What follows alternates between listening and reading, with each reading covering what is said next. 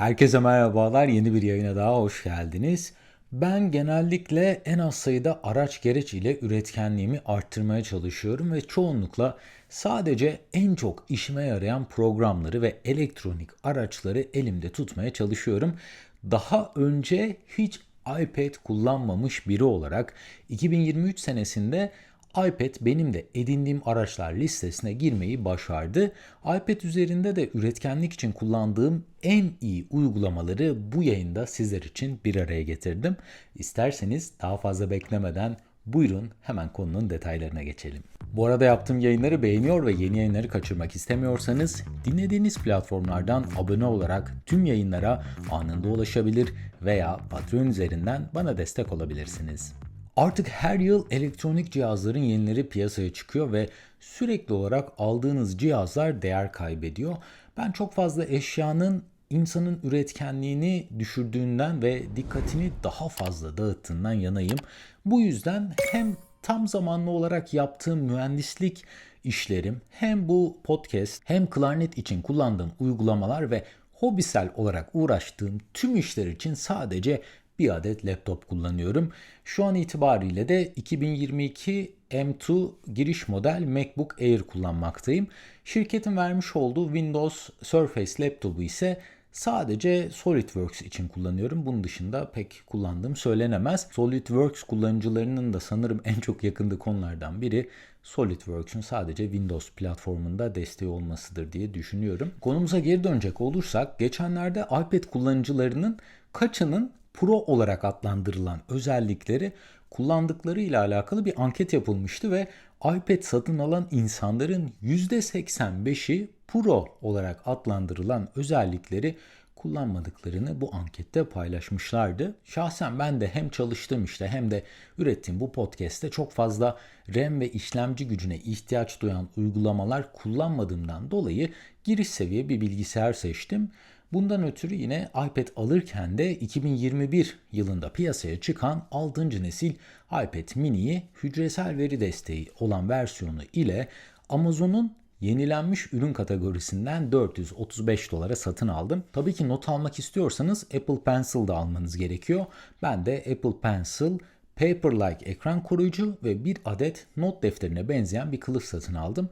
Tüm bu bahsettiğim ürünlere de göz atmak isterseniz linklerini sizler için bırakırım. Şahsen üretkenlik için yıllardır o kadar değişik uygulamalar kullandım ki yani burada bunları listelesem herhalde bu yayın bitmez. Ve bunca yılın sonunda en iyi üretkenlik uygulamalarının cihaz ile birlikte gelen uygulamalar olduğunu gördüm. Bu neden böyle derseniz bir ara not almak için Apple Store'dan indirdiğim üçüncü parti bir uygulamayı kullanıyordum. Fakat birkaç sene sonra bu uygulama ortadan kalktı ve yeni sürümlere olan desteği de belirli bir sürenin ardından kaldırıldı. O yüzden bu listede öncelikli olarak neredeyse her Apple cihazın içerisinde var olan uygulamalardan bahsedeceğim ve ardından da üçüncü parti uygulamalara da bu listede yer vereceğim. Apple'ın 13 Aralık 2022'de ilk defa yayınladığı Freeform uygulaması benim şahsen en çok sevdiğim not alma uygulaması oldu. Neden derseniz ilk olarak bu uygulama tamamen ücretsiz ve ayrıca uygulama içerisinde de hiçbir limitleme yok. Ben tüm kitap özetlerini Freeform'da alıyorum ve yayında kullanacağım araştırmalar için de yine Freeform'u tercih ediyorum. Birazdan bahsedeceğim üçüncü parti uygulamalardaki kadar kompleks özelliklere sahip olmasa da bu basit arayüz, ücretsiz ve tamamen sınırsız kullanım, çok fazla kalem seçeneği ve bitmeyen not alma alanı ile Freeform benim en sevdiğim kalemle not alma uygulaması olmayı başardı. Freeform'u daha önce kullanmadıysanız Apple'ın hazırladığı 3 dakika 50 saniyelik kısa eğitim videosunun linkini sizler için bıraktım. Eğer ki Freeform'un bütün özelliklerini de öğrenmek isterseniz 13 dakikalık eğitim videosunun linkine de göz atabilirsiniz. 2024 yılı itibariyle en popüler 3. parti not alma uygulamalarına bakacak olursak Notability ve GoodNote 6 karşımıza çıkıyor. Şahsen bu iki uygulamayı da denemiş biri olarak iki uygulamanın en beğenmediğim yanı Uygulamalar ücretsiz olsa dahi içerisinde alabileceğiniz not sayısında kısıtlamalar var. Yani tam bu uygulamalara alışmış ve birkaç notunuzu burada almaya başlamış iken ücretsiz versiyonundaki limite ulaşmış halde kendinizi buluyorsunuz ve bir ücret ödemeden bu uygulamaları kullanmaya devam edemiyorsunuz. Benim şahsen beklentim not alma konusunda bir limitin olmaması. Yani bunun yerine belki bu uygulamaların Pro olarak adlandırılan özelliklerinin sadece premium versiyonda yer almasıydı ama ne yazık ki sistem şu an için böyle ilerlemiyor. Notability uygulamasının ücretsiz versiyonunda iCloud ile notların bulut üzerine aktarılması seçeneği dahi yok. Yani kullandığınız cihaza bir şey olursa notlarınız da o cihazla gitmiş oluyor. Ancak premium versiyonuna geçerseniz iCloud eşleşmesi yapabiliyorsunuz. Notability'nin premium versiyonunda kalemle yazdığınız matematik formülleri otomatik olarak algılanıp klavyedeki karakterlere dönüşebiliyor. Notability web sitesinde premium versiyonun platformlara göre farklılık gösterdiğini, fiyat farklılığı gösterdiğini söylüyor. Apple platformları için yıllık üyelik yine 2024 senesi itibariyle tabii ki $14.99 ve bu uygulama Apple Store'dan 286 binden fazla değerlendirme almış ve genel değerlendirme puanında ise 5 üzerinden 4.7 oy almayı başarabilmiş. GoodNotes 6'ya bakacak olursak GoodNotes 6 ben iPad'i alır almaz ilk denediğim uygulamalardan biriydi. Ben amatör bir müzisyenim ve çoğunlukla müzikle alakalı notlarımı fiziksel olarak sahip olduğum bir müzik defterine alıyorum. Fakat GoodNotes müzik defteri formatı dahil olmak üzere pek çok farklı not defteri formatını size sunuyor. İsterseniz bir ajanda, isterseniz çizgili bir not defteri veyahut da kareli bir matematik defterine GoodNotes üzerindeki formatlar üzerinden erişebiliyorsunuz. Ben de durum böyle olunca tüm müzik çalışmalarımı buradaki not defterine aktarmaya başladım. Burada not almaya başladım. Tam her şey harika giderken yine ücretsiz versiyonunun limitine ulaştım. Şahsen not defterlerinin farklı formatlarda sunulması fikri benim oldukça hoşuma gitti. Eğer GoodNotes 6'nın tüm özelliklerine ulaşmak ve not alma limitini tamamen kaldırmak isterseniz 2024 senesi itibariyle yıllık $9.99 veya bir defaya mahsus $29.99 ödeyerek ömür boyu bu programın premium versiyonuna ulaşabilirsiniz. Buna ek olarak eğer öğrenci e-mail adresiniz var ise de GoodNotes 6'nın premium versiyonuna ücretsiz olarak ulaşabiliyorsunuz. Eğer ki siz de benim gibi yapılacaklar listesi hazırlamaktan hoşlanıyorsanız ve aklınıza gelen şeyleri hemen böyle hızlıca not almak istiyorsanız bunun için en sık kullandığım uygulama Apple cihazlarının içerisinde ücretsiz olarak gelen Apple Notes uygulaması. Ara tasarımı çok basit olan Notes aslında pek çok insanın not alma ihtiyaçlarının tamamını karşılayacak kapasiteye sahip diye düşünüyorum. Notes uygulamasının eğitim videolarına göz atınca aslında bu uygulamanın ne kadar çok özelliğe sahip olduğunu ve pek çoğundan da bir haber olduğunu fark ettim. iPadOS 17 ile güncellenen Notes uygulamasının özelliklerini 5 dakika içerisinde anlatan çok güzel bir videonun linkini yine sizler için bıraktım. Ancak Notes uygulamasının en baştan tüm özelliklerini öğrenmek istiyorsanız her biri 5'er dakika civarında olan ve toplam 19 videodan oluşan bir eğitim serisinin linkini de yine sizler için bu yayında bıraktım. Bu listede yer vermeden geçemeyeceğim uygulamalardan bir tanesi de kesinlikle Notion uygulaması.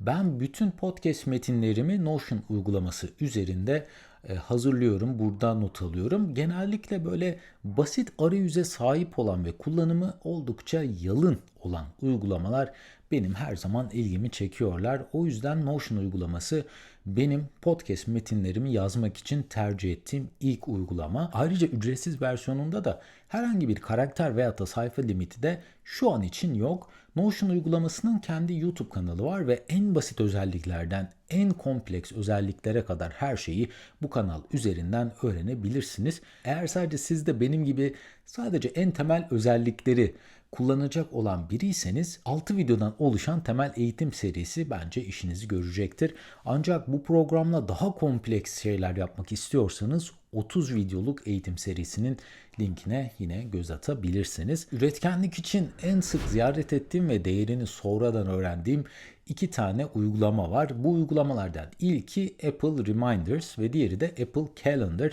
Hatırlatmalar kurmak ve yapılacaklar listesi düzenlemek için bu iki uygulama benim en fazla vakit geçirdiğim uygulama oldu. Apple Calendar ve Apple Reminders uygulamalarının aslında çok yapabileceği çok fazla şey var ama büyük ihtimal eğer siz de benim gibi çok basit işler için kullanıyorsanız ben bu her iki uygulamanın çok detaylı eğitim videolarını sizler için bıraktım. Bu videoları izledikten sonra eminim bu uygulamalardan çok daha fazla yarar sağlayabileceksiniz. Listemize devam edecek olursak Microsoft Office uygulamaları artık bu uygulamalar dünyasına temel taş haline gelmiş durumdalar.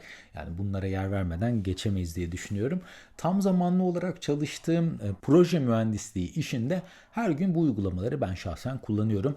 Telefonumda bu uygulamalar yıllardır var olmuş olsa da iPad versiyonları neredeyse bilgisayarlardaki versiyon ile aynı seviyeye ulaşmış durumdalar. Outlook, Office, Excel ve PowerPoint uygulamalarını her gün raporlama işleri için ben şahsen kullanıyorum. Ve iPad'te de iCloud hesabına tüm bu dosyaları kaydettiğim için yazdığım raporların hepsi akşam eve geldiğimde bilgisayarımda kayıtlı halde oluyorlar. Bundan dolayı da bu uygulamalar açıkçası benim hayatımı inanılmaz derecede kolaylaştırdılar. Bir de Timestamp kamera uygulaması diye bir kamera var. Ben bu uygulamayla raporlar için çektiğim fotoğraflarda sağ üst köşede lokasyon, tarih ve saat gibi değerler bu köşede yer alıyor. Bu sayede de daha detaylı raporlar oluşturabiliyorum. Bu uygulamaların da iPad için eğitim videolarına göz atmak isterseniz yine linklerini sizler için bıraktım. Listemizin sonlarına doğru yaklaştığımızda ise iMovie benim iPad'te hızlı video düzenlemek için başvurduğum tamamen ücretsiz ve kullanımı çok basit olan bir uygulama. Ayrıca yine iCloud üzerinden eşleşme özelliği de mevcut olduğu için bu uygulama sayesinde yaptığınız, çalıştığınız projeler bilgisayarınızda da yer alıyor. Veyahut da bilgisayarınızda devam ettiğiniz bir işleme iPad'den ulaşabiliyorsunuz. iMovie'nin en son versiyonu ile de artık bilgisayar versiyonunda sahip olduğunuz neredeyse her özelliğe sahip oluyorsunuz. Eğer baştan sona iMovie'nin iPad ve iPhone üzerinde neler yapabileceğini öğrenmek istiyorsanız bıraktığım linkten eğitim videosuna göz atabilirsiniz. Listemizin son sırasında ise kişisel güvenlik uygulamalarını bıraktım. Yıllar boyunca yüzlerce farklı VPN ve reklam engelleme uygulamalarını denemiş biri olarak en çok işime yarayan ve en kullanışlı bulduğum sadece 2 adet uygulama oldu. Bu uygulamaların hiçbiri bu yayına da sponsor olmuş değiller. İlk olarak İsviçre tabanlı bir uygulama olan Proton VPN bence en başarılı VPN uygulamalarından bir tanesi. Sadece ücretsiz versiyonunda peer-to-peer yani torrent desteği gelmiyor.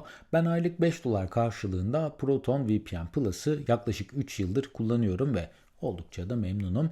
Reklam bloklama uygulaması olarak da AdGuard bütün platformlarda ve cihazlarda desteği olan ve ücretsiz bu uygulama sadece reklam engelleme değil diğer uygulamaların ücretli olarak sunduğu pek çok ekstra koruma özelliğini ücretsiz olarak kullanıcılarına sunuyor. Bu yüzden uzun süredir bu uygulamayı da tüm cihazlarımda kullanıyorum. Bugünkü konuyu toparlayacak olursak bu bölümde iPad'te üretkenliğinizi arttıracak en yararlı uygulamaları beraber inceledik. Umarım sizlere faydalı bilgiler sunabilmişimdir. Bu arada tüm yayının yazılı metnine ve yayında kullandığım kaynaklara açıklamalar bölümünde yer alan link üzerinden ulaşabilirsiniz. En kısa sürede yeni yayınlarda görüşmek üzere. Kendinize çok iyi bakın. Hoşça kalın.